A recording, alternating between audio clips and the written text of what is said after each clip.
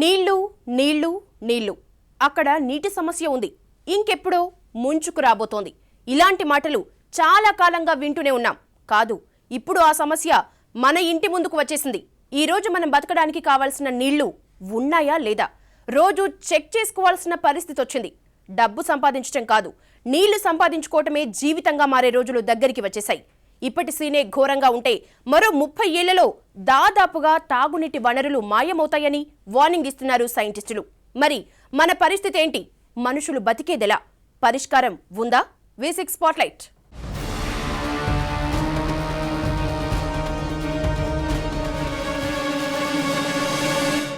ప్రపంచం నీళ్లు లేక గొంతు ఎండుతుందన్న సంగతి పక్కన పెడదాం. ఎక్కడో జరగబోయే నీటి సంక్షోభం గురించి ఎందుకు? హైదరాబాద్లోనే మరో 20 రోజుల్లో వాటర్ క్రైసిస్ రాబోతోంది. సిటీ జలమండలి పేల్చిన వాటర్ బాంబ్ ఇది.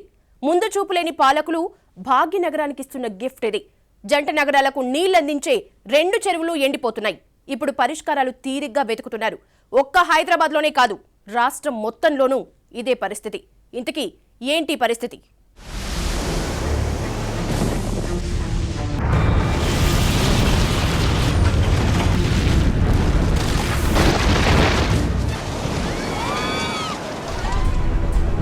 సునామీలను, ప్రళయాలను, భూకంపాలను 3Dలో చూసి భయపడి ఉంటారు. అవి సినిమాల్లో మాత్రమే చూడగలమని సర్దుకున్నారా?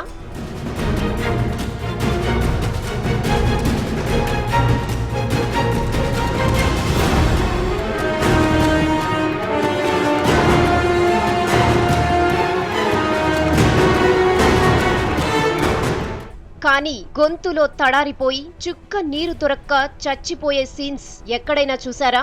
ఎడారుల్లో తప్ప ఎక్కడా అలాంటి సీన్స్ కనిపించవు. భాగ్యనగరంలో మరో 3 వారాల తర్వాత అలాంటి పరిస్థితే రాబోతోంది. నమ్మడం లేదా? నమ్మి తీరాలి. ఎందుకంటే హైదరాబాద్ ఎడారిగా మారిపోయింది. మరి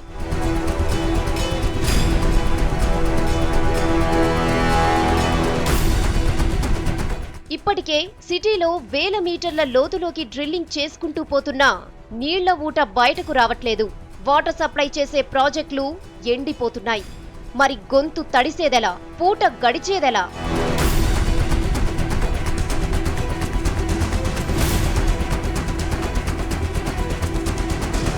ఎనిమిదేళ్ల తర్వాత మళ్లీ తీవ్రమైన నీటి ఎద్దడిని ఎదుర్కొంటోంది హైదరాబాద్. ఇది ఒక్క హైదరాబాద్ పరిస్థితే కాదు, రాష్ట్రం మొత్తం ఇదే సమస్య.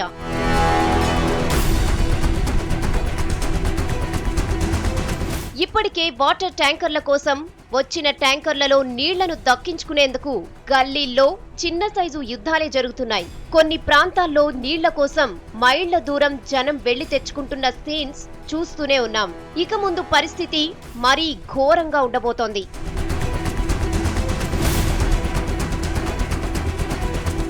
మీకో విషయం గుర్తుందా? గోదావరి జిల్లాల కోసం ఆంధ్ర, మహారాష్ట్ర మధ్య గొడవలు జరుగుతున్నాయి. కావేరీ జలాల కోసం కర్ణాటక, తమిళనాడు మధ్య యుద్ధం జరుగుతోంది. ఇలా చెప్పుకుంటూ పోతే మన చుట్టే ఎన్నో పానిపట్టు యుద్ధాలు.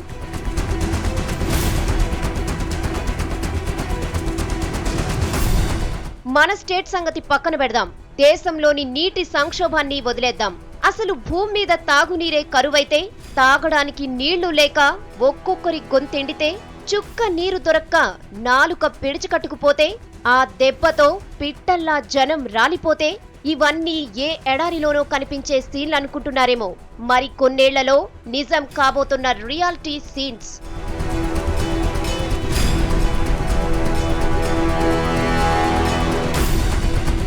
నీటి కోసం యుద్ధాలు జరుగుతాయన్నది బ్రహ్మం గారి మాట.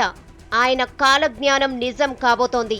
ఇప్పటిదాకా సరిహద్దు గొడవలతో యుద్ధాలు జరిగాయి. ఆధిపత్య ధోరణితో వార్లొచ్చాయి. పెట్రోల్, సహజ వనరులు లాంటి వాటిపై ఆధిపత్యం కోసం దేశాల మధ్య చిచ్చు రాజుకుంటోంది. కానీ ఇక ముందు జరిగేవన్నీ నీటి కోసం జరిగే పానిపట్టు యుద్ధాలే. బలమున్నోడికే నీళ్లపై ఆధిపత్యం, లేనోడి గొంతులు ఎండాల్సిందే. ఆర్థిక వ్యవస్థల్ని ప్రభావితం చేయబోయే ఐటెంగా మారబోతోంది వాటర్.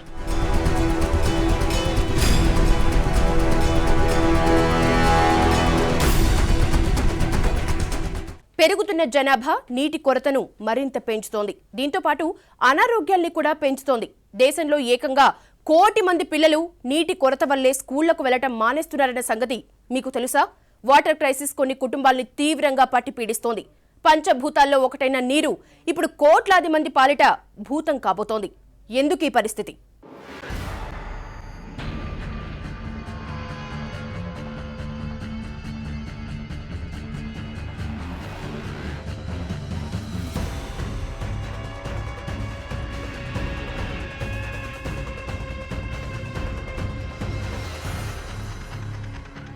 ఎడారిలో చెలిమెలు తోడుకుని నీళ్లు తాగిన రోజులు గుర్తు చేసుకోండి.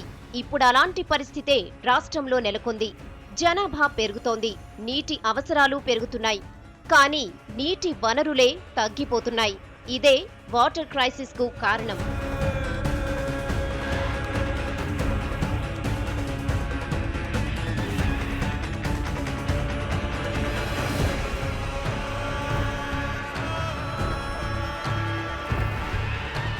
రాష్ట్రంలో నీటి ఎద్దడికి అడ్డే లేదు. జనాభాలో 80% మందికి కలుషిత నీరే ఆధారం. మురుగునీరు తాగి బతుకుతున్న వాళ్లు లక్షల మందే ఉన్నారు. వాటర్ కోసం కిలోమీటర్ల దూరం వెళ్లాల్సిన దుస్థితిలో చాలా ఊళ్లున్నాయి. గ్రౌండ్ వాటర్తోనే కాలం గడుపుతున్నారు.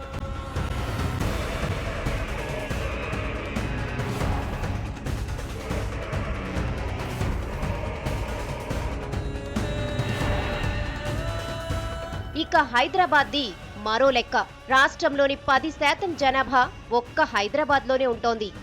భాగ్యనగరం చుట్టూ ఉన్న 3500 గొలుసుకట్టు చెరువులు కబ్జాకు గురయ్యాయి. మరో 500 చెరువులు మాయమయ్యాయి.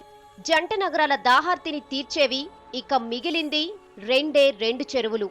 ఒకటి ఉస్మాన్ సాగర్, మరోటి హిమాయత్ సాగర్.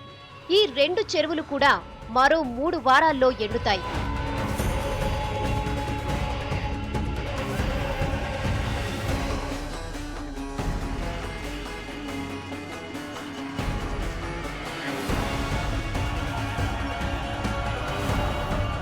ఇరవై రోజుల తర్వాత సిటీ తీవ్ర ఎద్దడిని ఎదుర్కోబోతోందని సాక్షాత్తు జలమండలి అనౌన్స్ చేసిందంటే పరిస్థితి ఎంత తీవ్రంగా ఉందో అర్థం చేసుకోవచ్చు. జంట నగరాలకు 5 ప్రాజెక్టుల నుంచి నీళ్లందుతున్నాయి. Himayat Sagar, Osman Sagar, Singur, Manjira, Akkampalli balancing reservoir twin cities దాహార్తిని తీరుస్తున్నాయి. వీటిలో ఏ ప్రాజెక్ట్ భాగ్యనగరి దాహార్తి తీర్చే రేంజ్ లో లేదు. ఇలా సిటీకి వాటర్ సప్లై చేసే దారులన్నీ ఒక్కొక్కటిగా మూసుకుపోతున్నాయి.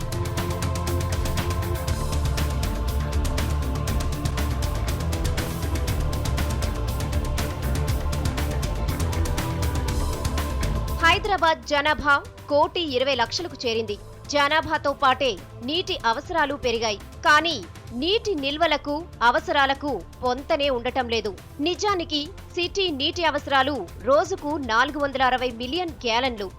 కానీ సిటీకి వస్తున్న వాటర్ మాత్రం 340 మిలియన్ గ్యాలన్లు. ఇందులోనూ లీకేజ్ల రూపంలో పోయే వాటర్కు లెక్కే లేదు. డిమాండ్కు, సప్లైకి తేడా ఎంతో ఈ ఒక్క ఉదాహరణ చాలు.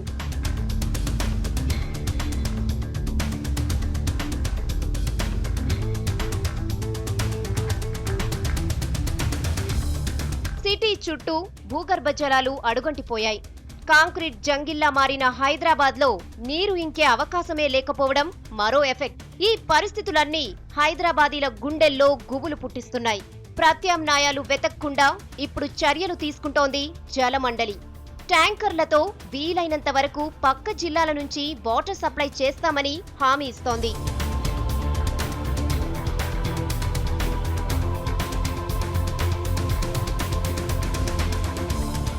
ఇక సెంట్రల్ వాటర్ బోర్డ్ సర్వే ప్రకారం దేశంలోని నీటి నిల్వలను 5,732 బ్లాకులు డివైడ్ చేశారు.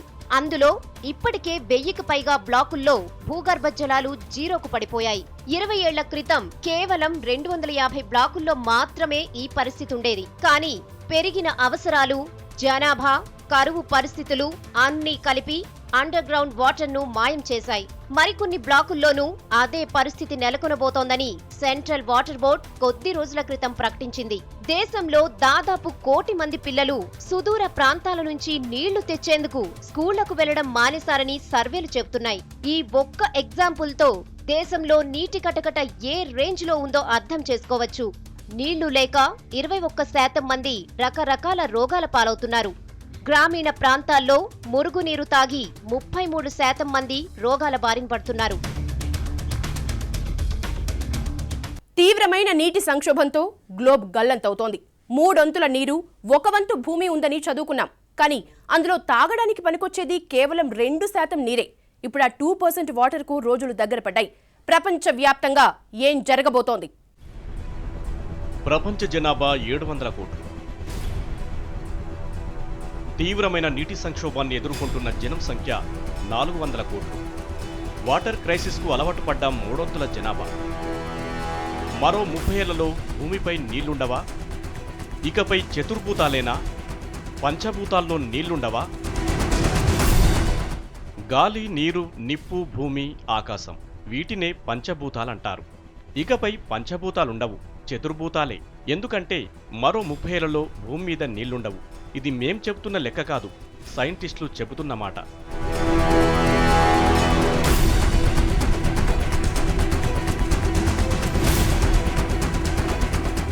వాటర్ ఎకనామిక్స్ అనే ఓ ఇంటర్నేషనల్ సంస్థ ఈ మధ్యే ఓ సర్వే చేసింది. గ్లోబ్ మొత్తం మంచినీటి లెవెల్స్ గురించి అధ్యయనం చేసింది. సుమారు 120కి పైగా దేశాల్లో అండర్ గ్రౌండ్ వాటర్ లెవెల్స్ దారుణంగా పడిపోయాయన్నది వాటర్ ఎకనామిక్స్ గుర్తించిన ఘోర నిజం.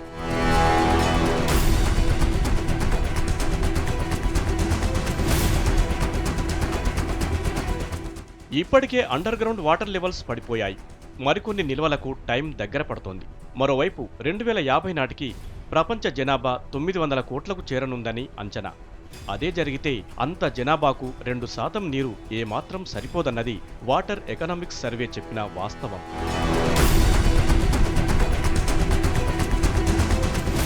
ప్రస్తుతం ప్రపంచ జనాభా 700 కోట్లు. అందులో దాదాపు 390 కోట్ల మంది జనం తీవ్రమైన వాటర్ క్రైసిస్తో ఇబ్బంది పడుతున్నారని వరల్డ్ హెల్త్ ఆర్గనైజేషన్ అంచనా. అంటే సగానికి పైగా ప్రపంచం వాటర్ క్రైసిస్ను ఎదుర్కొంటోందన్నమాట.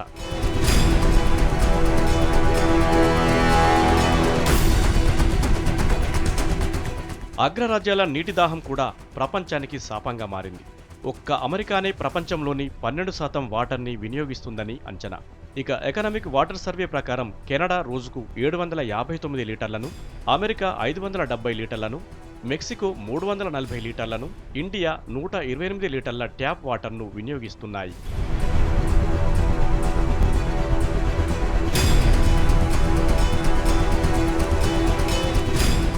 ఐక్యరాజ్య సమితి అంచనాల ప్రకారం దాదాపు 1400 మిలియన్ క్యూబిక్ కిలోమీటర్ల పరిమాణంలో భూమిపై నీళ్లున్నాయి.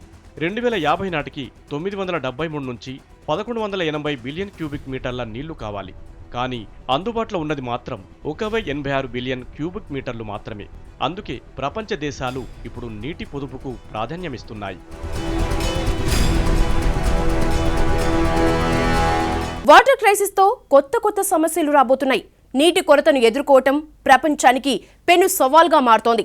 మరి నీటికి ఆల్టర్నేటివ్ ఉందా? ఈ గండం గట్టెక్కే పరిష్కారాలు ఉన్నాయా అంటే ఉన్నాయంటున్నారు నిపుణులు. అవేంటో మీరే చూడండి.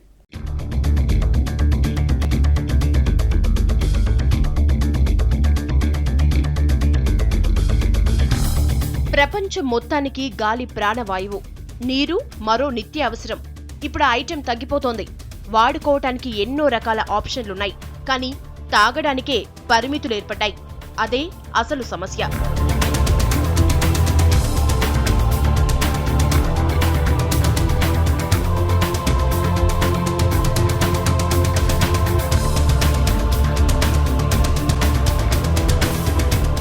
మంచినీటి ఎద్దడిని అధిగమించాలంటే ప్రపంచం ముందున్నది ఇప్పుడు రెండు ఆప్షన్లు. ఒకటి భూగర్భ జలాల్ని కాపాడటం, లేదంటే సముద్రం నీటిని స్టెరిలైజ్ చేసుకుని తాగటం.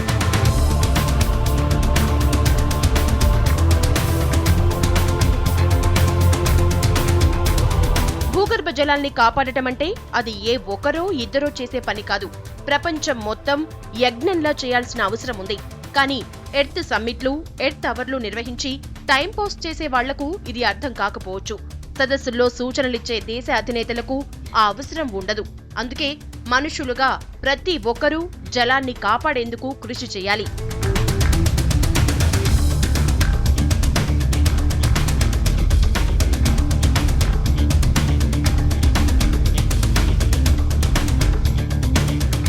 మిగిలిన మరో ఆప్షన్ సముద్రపు ఉప్పు నీటిని సప్లై చేసుకుని స్టెరిలైజ్ చేసుకుని జనానికి పంచటం. ఇది ప్రభుత్వాలు చేయాల్సిన పని, ఖర్చుతో కూడుకున్నది. పైగా సముద్రపు ఉప్పు నీటిని స్టెరిలైజ్ చేశాక ఉప్పును మళ్లీ సముద్రంలోనే వదిలేయాల్సి ఉంటుంది. అది మరో సమస్య. సముద్రాల్లో ఉప్పు శాతం పెరిగిపోయి జీవ వైవిధ్యం మరింత దెబ్బతింటుంది. నీటిని తరలించే టైంలో నీళ్లనే ఆధారంగా చేసుకుని బతికే కొన్ని జీవులు అంతరించిపోక తప్పదు. ఇప్పటికే ప్రపంచంలో కొన్ని దేశాల్లో ఈ పద్ధతి అమల్లో ఉంది. దీన్నే డీశాలినేషన్ అంటున్నారు. మన దేశంలో తమిళనాడుతో పాటు కేరళలోనూ ప్రయోగాత్మకంగా చేపట్టారు. కానీ ఖర్చు పెరిగిపోవటంతో ప్రాజెక్టును పక్కన పెట్టారు.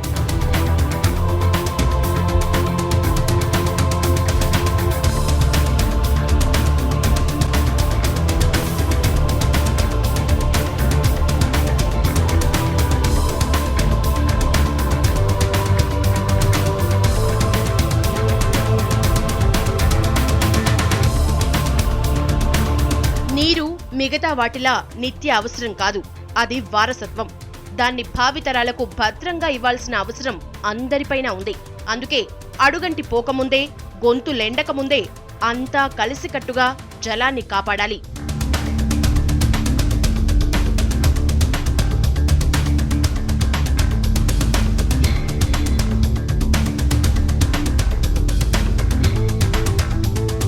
కానీ జరుగుతోంది వేరు. గ్లోబలైజేషన్, ఇండస్ట్రియలైజేషన్తో ప్రపంచంలో ప్రతిదీ బిజినెస్ అయిపోయింది. నీరు కూడా ఆ జాబితాలో చేరిపోయింది, వాణిజ్య వస్తువైంది. అందుకే పంచభూతాల్లో ఒకటైన నీరు వాటర్ క్యాన్లలోకి మారి కమర్షియల్ అయిపోయింది. దీన్ని కూడా కంట్రోల్ చేయాలి. లేకపోతే పెట్రోల్లా వాటర్ ప్రపంచాన్ని శాసించటం గ్యారెంటీ.